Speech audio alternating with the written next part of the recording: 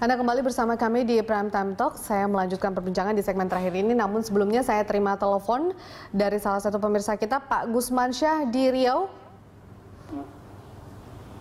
Ya benar, Bu. Ya, Pak Gusmansyah, silakan Pak. Ada yang kemudian ingin Anda sampaikan atau ingin memberikan komentar terkait dengan topik dialog kita pada hari ini? Pak Gusmansyah? Ya, Pak. Ya, Bu.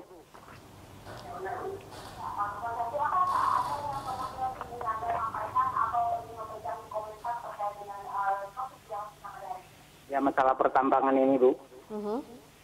Masalah pertambangan ini, kalau masalah mafia ini, Bu, apa yang nggak ada mafia di Indonesia ini? Dari mulai KTP, nggak ada yang tidak ada mafia. Begini, Bu, di Kepri itu, di Kepulauan Riau, mafia ini, Bu, apa yang nggak ada mafia di Indonesia ini? Ya. Ya, seperti Pak Gusmansyah, sebelum Anda melanjutkan, mungkin suara televisinya bisa volumenya dikecilkan begitu, Pak? Atau mungkin TV-nya dulu bisa dimatikan karena suaranya feedback, Pak, ke studio. Oke. Begini, Bu. Ya. Berapa bulan yang lalu, Airut Polda Kepri ada menangkap kapal pertambangan di perairan Tanjung Balai Karimun Kundur.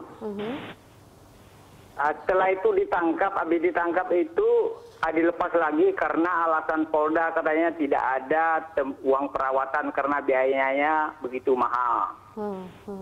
Istilahnya pinjam pakai. Tapi anehnya PT Karimun Mining itu sudah dikasih kapal itu dibawa lagi untuk mencari timah lagi, biji timah itu.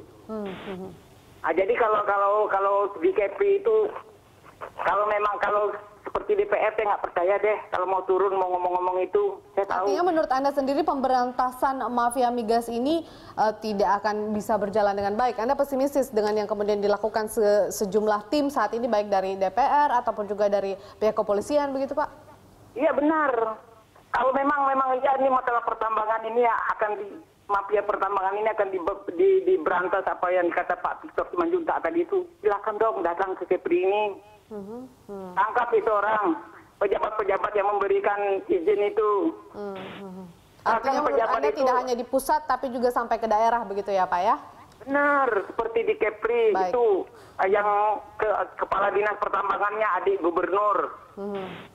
Abangnya gubernur, kepala pertambangannya adik gubernur. Jadi orang ini kong-kali-kong mengeluarkan itu izin itu, Ibu. Baik Pak Gusmansyah, kami sudah menangkap maksud Anda. Terima kasih sudah bergabung bersama kami di Prime Time Talk. Saya ke Pak Marwan. Pak Marwan, artinya bahwa dari masyarakat saja sebenarnya sudah pesimistis kemudian dalam pemberantasan mafia migas ini. Sebenarnya di sini adalah kemudian ada yang mengatakan bahwa undang-undangnya yang lemah. Tapi menurut Anda sendiri apakah memang ini juga karena undang-undangnya atau karena memang pemerintahnya juga memang berniat untuk melakukan itu begitu? Ya, ingin mungkin terlibat.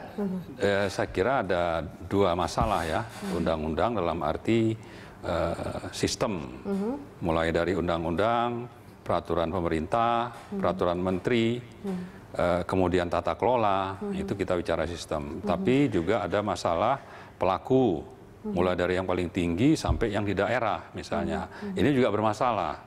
Nah, kebetulan karena memang dari sistem pelaku lah ya, terutama dari subjeknya ini memang ada masalah, ada moral hazard, ada celah di sistem atau undang-undang ya sudah itu lengkaplah sudah perburuan rente itu terjadi gitu. Tadi disebutkan soal penyeludupan biji timah misalnya, itu dari Babel sebetulnya bukan Kepri ya. Itu saya kira bisa dibuktikan dari bagaimana yang namanya Singapura, Malaysia, Thailand secara internasional tercatat sebagai eksportir barang-barang hasil timah. Ya, padahal di sana tidak ada tambang. Dari mana itu bisa dapat biji timahnya misalnya? Artinya barang-barang tersebut diselundupkan dan itu juga mendapat pengawalan dari aparat. Mana ada rakyat biasa itu yang berani melakukan itu. Artinya masalah juga ada di kepolisian. Nah, Pak Victor ini saya kira tidak cukup hanya kalau memang mau berantas katanya, tolong yang di bubble juga dilakukan. Betul, gitu betul. Ya, Pak, ya? Nah, termasuk juga aparat-aparat Pemda. Oke. Gitu. Jadi supaya menyeluruh saja semuanya, ya kan? Karena ini fakta. Tidak bisa bilang oh tidak ada penyeludupan ya. Lihat aja laporan keuangan atau hasil kinerja dari masing-masing negara itu. Pasti mereka sebutkan mereka punya pendapatan dari industri timah. Apakah itu dalam bentuk tin chemical atau barang-barang lain. Artinya dalam penelusuran kasus ini kemudian akan melibatkan atau juga akan harus mengintervensi sejumlah negara-negara tersebut. Tidak perlu. Kita cuma lihat kan mereka setiap tahun itu setiap negara itu kan memperlihatkan misalnya profil keuangan negaranya. Mereka industrinya apa saja. Dari situ industri timah itu menghasilkan devisa sekian ratus juta dolar. Itu artinya apa? Mereka itu mendapatkan pasokan biji timah mentah dari Indonesia. Kenapa disebutkan ini sebagai pelanggaran? Karena dalam Undang-Undang Minerba sudah tidak boleh itu ekspor mineral mentah. Baik. Iya kan? Baik. Artinya ini sudah terbukti lah. Jadi jangan cari-cari lagi. Cuma sekarang mau nggak polisi membereskan juga ke dalam. Oke, baik. Gitu. Pak Satya, Anda mungkin ingin memberikan tanggapan sedikit terkait dengan penelpon kita hari ini, Pak? Iya, saya melihat memang kita harus bekerja bersama, ya, eksekutif ataupun juga legislatif. DPR pasti punya keterbatasan karena kita bukan eksekutor, maka namanya juga DPR kan. Nah, tetapi yang mesti dilihat data atau fakta yang sudah di domain publik itu bahwa illegal mining, tadi yang dikatakan oleh Pak Marwan tadi, itu sudah jelas merugikan negara lebih daripada 250 juta ton yang tidak bertuan. Dalam arti kata begini, data daripada negara-negara pengimpor daripada mineral kita, plus dengan batu bara kita pengimpor ya, negara itu bisa dilihat. Cina salah satunya gitu. Dia mendapatkan hasil mineral dan batu baranya itu dikatakan dalam tanda petik adalah Indonesia.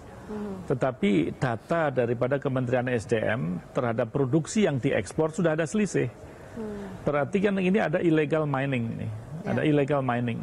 Kehilangan negara sudah ada. Nah, tinggal sekarang adalah bagaimana eksekutif sampai di dalamnya itu adalah aparat-aparat yang sampai ke bawah turut menjaga bahwa di depan mata kita itu sudah hal yang lazim dilakukan karena data mengatakan demikian. Ya, maka tidak aneh kalau pendapatan mineral batu bara kita di dalam APBN itu sangat kecil sebetulnya dibanding dengan nilai ekspor yang sesungguhnya kita ekspor. Nah, inilah menurut saya perlu mendapatkan satu penekanan daripada pemerintah agar aparat juga ikut serta mengawasi terhadap data-data yang sudah menjadi data publik saat ini. Baik, kita juga harapkan dari legislatif kemudian mampu mendorong panja migas yang akan dibentuk begitu Pak agar segera memberantas mafia migas dan juga ini bisa memberikan rekomendasi kepada pemerintah selanjutnya begitu. Terima kasih Pak Satya Yuda sudah bergabung bersama kami di Prime Time Talk, begitupun juga Pak Marwan. Sudah dibentuk panjanya. Oke, baik Pak.